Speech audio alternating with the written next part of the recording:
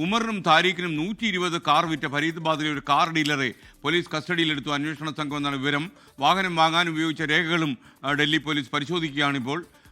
SKN ഈ ഡൽഹി സ്ഫോടനത്തിന് ഉപയോഗിച്ച i20 കാർ അത് ഉമറിനും താരിഖിനും വിറ്റ ഡീലറെയാണ് ഇപ്പോൾ ഡൽഹി പോലീസ് കസ്റ്റഡിയിൽ എടുത്തിരിക്കുന്നത്. ഫരീദാബാദിൽ വെച്ചാണ് ഇയാളെ കസ്റ്റഡിയിൽ എടുത്തിരിക്കുന്നത്.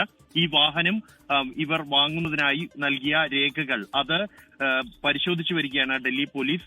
ഈ വാഹനം വാങ്ങിയത് ഉൾപ്പെടെ ഇത്തരത്തിലൊരു ചാവേർ ആക്രമണം ലക്ഷ്യം വെച്ചാണോ എന്ന തരത്തിലേക്ക് അന്വേഷണം ഇപ്പോൾ മുന്നോട്ട് കൊണ്ടുപോവുകയാണ്. ഇക്കാര്യത്തിൽ സ്ഥിരീകരിക്കുന്നതിന് വേണ്ടിയാണ് ഈ കാർ വാങ്ങാൻ ഉപയോഗിച്ച രേഖകൾ അത് ഒറിജിനൽ രേഖകൾ തന്നെയാണോ അല്ലെങ്കിൽ വ്യാജരേഖകളോ മറ്റോ ഉപയോഗിച്ചാണോ ഇത് വാങ്ങിയത് എന്ന സംശയം പോലീസിനുണ്ട്.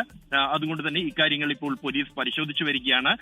ഈ കാർ വിറ്റ സമയത്ത് പല ഇടപാടുകളും അത് രേഖാമൂലം അല്ല കൈമാറ്റം നടന്നത് എന്ന അന്വേഷണത്തിന്റെ പ്രാഥമിക ഘട്ടത്തിൽ തന്നെ പോലീസ് കണ്ടെത്തിയിരുന്നു.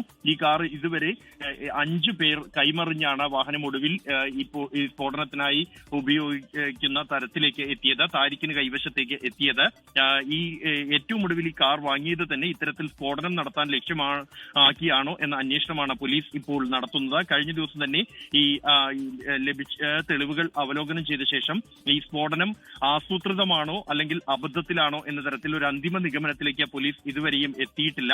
മറ്റ് കൂട്ടാളികൾ പിടിയിലായ വെപ്രാളത്തിൽ ഇയാൾ ഈ സ്ഫോടക വസ്തുക്കളുമായി പോകുമ്പോൾ അബദ്ധത്തിൽ സംഭവിച്ച സ്ഫോടനമാണോ അല്ലെങ്കിൽ ഇത് ഇത്തരത്തിൽ കൂട്ടാളികൾ പിടിയിലായതോടെ കൈവശമുണ്ടായിരുന്ന സ്ഫോടക വസ്തുക്കൾ ഉപയോഗിച്ച് സ്വയം മരിക്കാൻ തയ്യാറായിക്കൊണ്ട് ഇയാൾ നടത്തിയതാണോ എന്ന കാര്യം അത് ഒരു അന്തിമ നിഗമനത്തിലേക്ക് എത്തുന്നതിന് വേണ്ടിയാണ് ഈ രേഖകൾ ഉൾപ്പെടെയുള്ള കാര്യങ്ങൾ പോലീസ് ഇപ്പോൾ പരിശോധിക്കുന്നത്. SKN.